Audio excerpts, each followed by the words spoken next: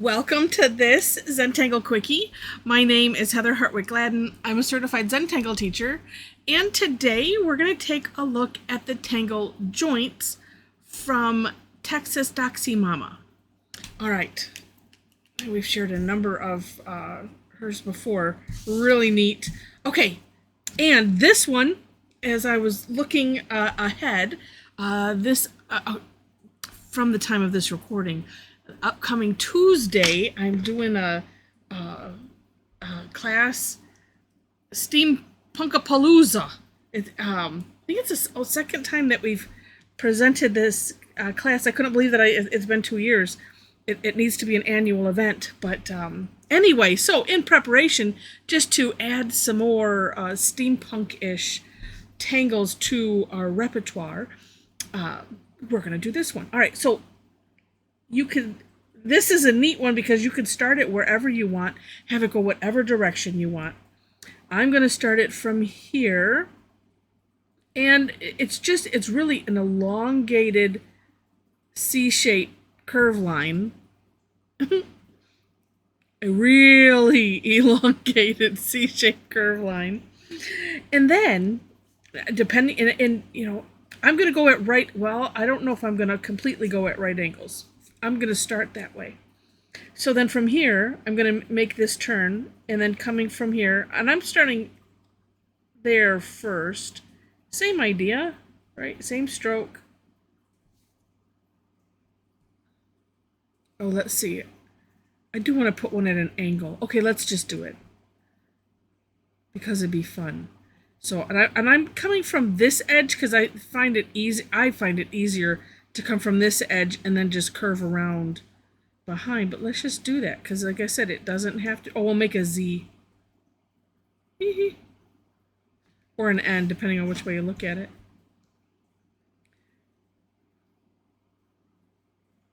And maybe, because my opinion, depending on what you want to do, you could have something coming up here. It doesn't just have to be like one path, honestly.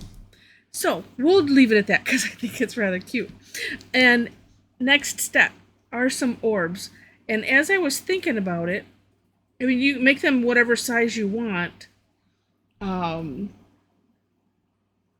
But just a thought, it's like, so if I'm picturing this is going here, I'm probably not going to want to make it like really big where it would go over where this probably would naturally, if it was a physical object, be going, right?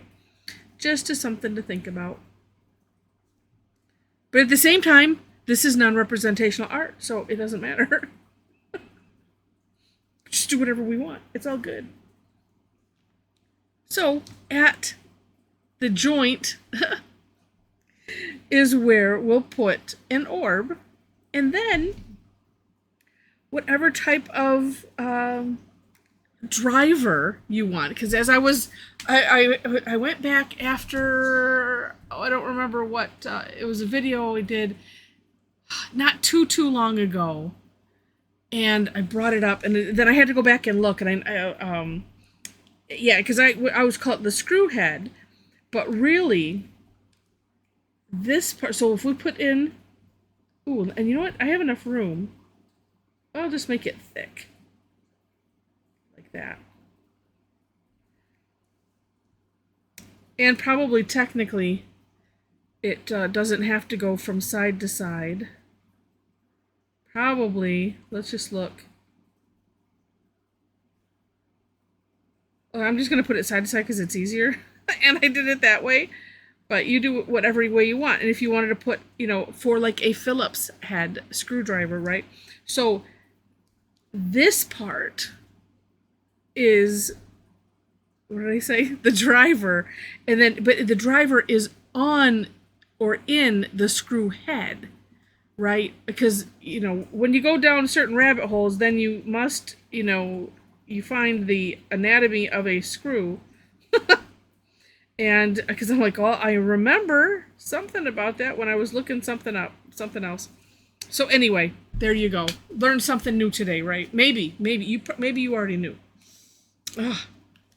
All right, now, next, If you want to add some depth, which is just fun to do, I'm going to do that, but I'm going to do this side.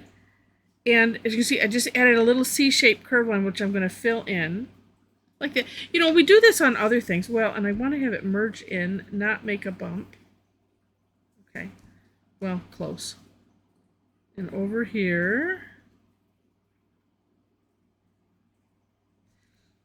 And for this, oh, let's adjust that there. A little course correction. And this one maybe will go a little bit on the outside, just so that way, well, okay, a little on the outside, a little on the inside. Then, and it looks good on my version of the step out, so I'm gonna stick with it.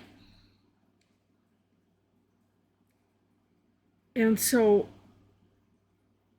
because I'm thinking if we're looking at it and it's, I'm just picturing it's like this way. That's the way we're seeing it. Otherwise, if I did it this way, then I would thicken this part and then this part. That's where my brain is going. I don't know if it's right or wrong, but it looks kind of cool. Like that. I'm thinking if I did this side, it would not look right. That's just my thought. Okay. And so then I'm just kind of sticking with that side. So this one I'm not going to do anything with. And as you can see, I'm almost just tracing over that edge. And that's just a nice, safe way to do it. That way it doesn't get too thick too fast. And okay, that's all I'm going to do then. All right. Then let's do some shading. And my thoughts on the shading is, because we're going to pretend that this is connected up here somewhere, is the over and unders, right? Or really just the unders. Because this is going under that. This is going under here.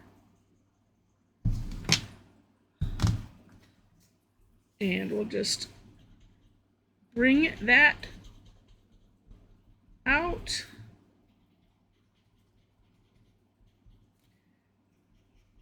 Now, if you are interested in classes, if you like steampunk and you want to join us, I shall have that posted hopefully here tonight.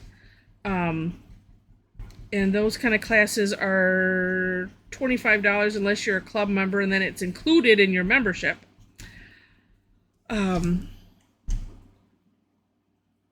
Yeah, I will work to have it on my Facebook page tonight. At least we're going out of town, so I'm like, okay, I got to get all this done. And I should have had it done before. Look at that. It is rather neat. But anyway, so if you're interested, and if you don't see it, feel free, you can contact me. Look in the description section. There you will find links to the step outs. Now I always do my own version, then I will link to the creator of the tangle. I always do that.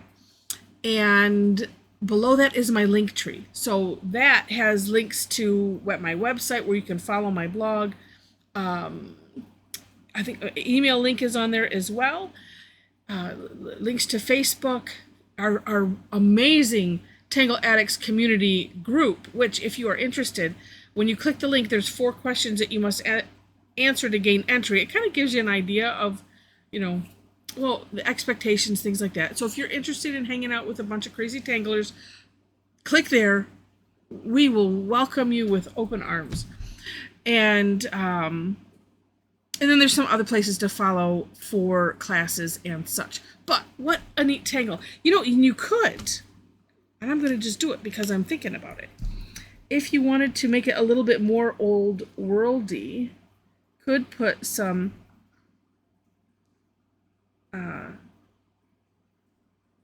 hatching.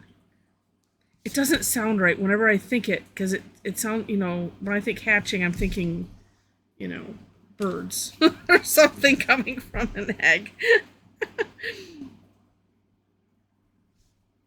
But that can just give it a little bit more of a, old worldy type look if you put some hatching in there, or it could do some stippling, whatever you want. I think this seems to fit better. I'm maybe messing it up by putting an extra set in, but I'm going to do it to all of them.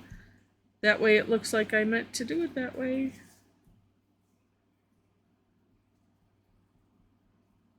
There we go. yeah, it's just interesting.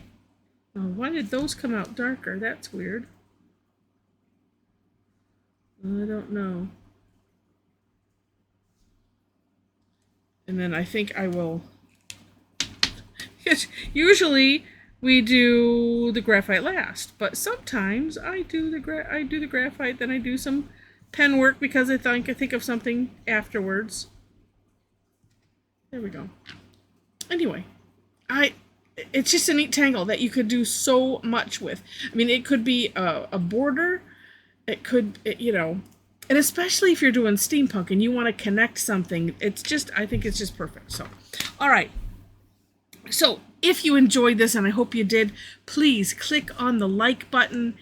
And if you liked it enough to see more, we would love to have you be a subscriber to the channel. So please click to do that as well. I've already mentioned the description section. And I think I hit everything. Yep. So with that, thank you so much for watching. And I wish you happy tangling.